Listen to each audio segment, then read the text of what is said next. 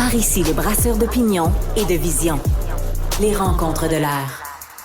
On n'a jamais autant entendu parler de punaises de lit en France. On a l'impression que tout le monde a des punaises de lit à la maison. C'est vraiment rendu même un sujet de politique. On va parler de tout ça avec Christian Rioux, qui est correspondant à Paris pour le quotidien Le Devoir. Christian, bonjour. Bonjour, bonsoir. Bonsoir. D'habitude, là, les Français, quand ils veulent, au lieu de dire putain, tu sais, pour être resté poli, ils disent punaise. Est-ce que c'est pour ça qu'il y a autant de punaises de lit en France en ce moment? Ben peut-être que c'est pas si nouveau que ça, mais il semblerait, en tout cas, oui, effectivement, qu'il y a une recrudescence en France de punaises de lit. Alors hier on parlait de prix Nobel, ben aujourd'hui on parle de punaises de lit. Vous voyez, jamais deux journées pareilles avec moi, Christian. c'est ça l'actualité. Il semblerait que le nombre d'interventions contre les punaises de lit en France a augmenté de 65% l'année dernière. Donc, c'est énorme. Il y en aurait eu plus d'1 million en 2022. Et il semblerait, on en trouve évidemment dans les lits, c'est là que ça se tient normalement.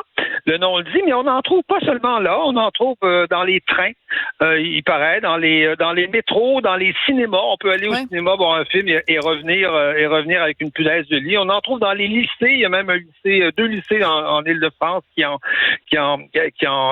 ont eu. Et donc, il y a eu, imaginez, une réunion interministérielle pour parler des punaises de lit. C'est un vrai branle-bas de combat, mais on sent bien là que il y a les Jeux olympiques qui s'en viennent. Donc, on voit bien que ce qui se profile à l'arrière, c'est-à-dire que, évidemment, ce scandale des punaises de lit pourrait faire mauvaise presse à la France à 8 mois des Jeux olympiques, alors que le monde entier se prépare à venir habiter en France. Et donc, on sent bien aussi que dans la presse anglo-saxonne, on fait les gorges chaudes. Évidemment, les Français n'ont pas d'hygiène, les Français ne se lavent pas. Et donc, ils ont des punaises de lit, même si tout ça n'a, semble-t-il, pas beaucoup de rapport. Et écoutez, on a vu à l'Assemblée nationale une intervention qui est absolument extraordinaire. Vous vous souvenez de Colin Powell à l'ONU en 2003, qui arrive avec sa petite bouteille, son petit flacon, et qui nous explique là que l'Irak est en train de fabriquer des armes de destruction massive. Oui, absolument. Et qu'il en a la preuve. Eh bien, on a vu une députée de la France insoumise. Hey, Mathilde! Oui, Mathilde Panot, absolument, qui est la patronne des députés là-bas, arriver avec son petit flacon, exactement comme Colin Powell, sauf qu'il y avait dedans des punaises de lit. Mais c'est aussi une arme de destruction massive, les punaises de lit. Oui, mais Martine Panot aussi, peut-être, dans ce cas-là. En tout cas, elle a évidemment sermonné la première ministre en lui disant que ces petits insectes répandaient le désespoir dans notre pays et faudrait-il attendre que Matignon soit infecté pour que vous réagissiez. Donc, vous voyez le brouhaha que tout ça fait. Mais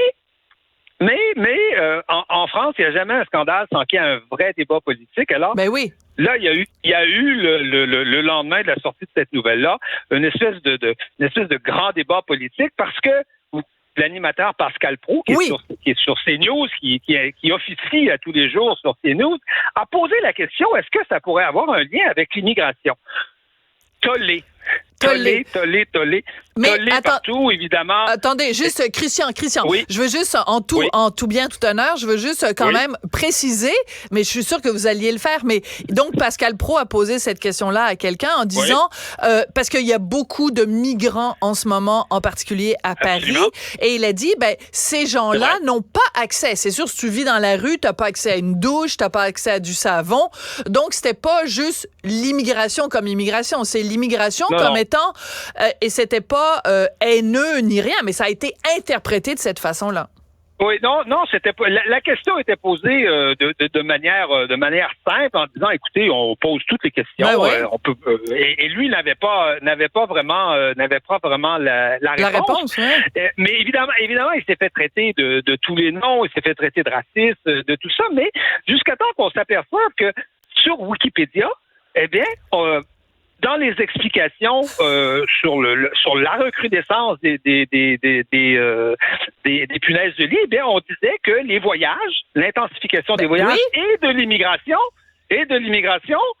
faisait que, évidemment, il y en avait plus, surtout dans des pays comme la France, où il y a beaucoup de voyages, de touristes et beaucoup d'immigrants. Et donc, il y a eu une bataille, ça a déclenché une bataille sur Wikipédia. Vous savez qu'on peut aller modifier Wikipédia. Alors, il y a eu au-delà plus d'une centaine d'interventions pour enlever les immigrations, rajouter l'immigration.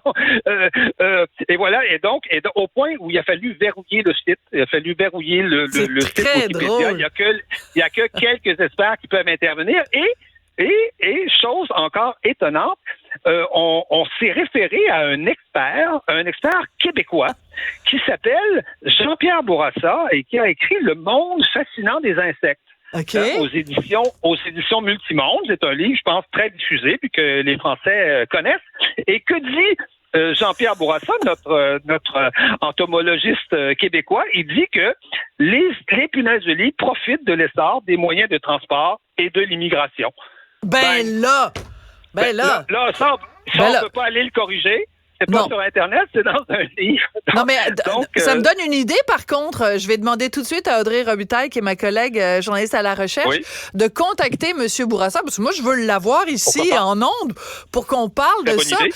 En même temps, mon très cher Christian, ça fait des années que les gens qui, par exemple, couvrent le domaine des voyages nous mettent en garde en disant « Faites attention quand vous allez dans un hôtel, et ce, peu importe le pays où vous allez, quand vous ouvrez votre valise et que vous sortez vos vêtements, avant de mettre vos vêtements sur, le placard ou les tiroirs, vérifiez que dans les 10 placards ou tiroirs, il n'y a pas de punaises de lit.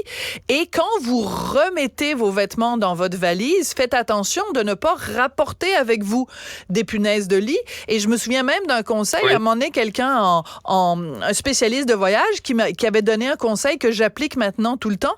Quand on arrive dans une chambre d'hôtel, vous savez, il y a des fois des petits bancs et on nous conseille de ne jamais donc mettre la valise à même le sol, notre valise à même le sol, mais de la surélever pour s'assurer justement que les petites punaises, là, avec leurs petites pattes, ne montent sur notre valise et parce que sinon, on rapporte des punaises de lit chez soi. Peu importe qu'on soit en France, qu'on soit migrant ou juste touriste. Voilà, exactement, parce que ce sont des insectes qui ne grimpent pas très bien. Enfin, quand ils sont sur le sol, en général, ils restent sur le sol, donc vaut mieux mettre sa valise sur les endroits faits pour ça. Et on peut imaginer que le développement du Airbnb, effectivement, a contribué a beaucoup aussi. Mais il y a des choses encourageantes parce qu'il semble que la ville de New York a été infestée au début des années 2000. The bed bugs. Oui, c'est ça, exactement. C'était partout. La maison des Clinton dans Harlem avait été infestée. Vous voyez, il n'y a pas de classe sociale. La punaise de lit n'a pas de préjugés de classe. Et même la rédaction du New York Times, semble-t-il, avait été infestée de punaises de lit. Mais il semblerait que Bloomingdale aussi, le grand magasin Bloomingdale, aurait été infesté. Mais il semblerait que le maire, que les mesures prises à New York, notamment quand on jette un matelas, il faut l'emballer. Des mesures de désinfection ont permis. Alors, on peut espérer que d'ici les Jeux olympiques, Paris sera un peu débarrassé de ces punaises de lit. Peut-être qu'on sera passé à un autre sujet, qu'on parlera d'autre chose. Mais c'est quand même très drôle de poser la question. Est-ce que parler des punaises de lit est un acte de racisme ou de xénophobie? Quand même, des fois, les Français vont aller chercher des poux sur la tête. Oui. Merci beaucoup, Christian. C'est le cas de le dire. Et voilà. À bientôt.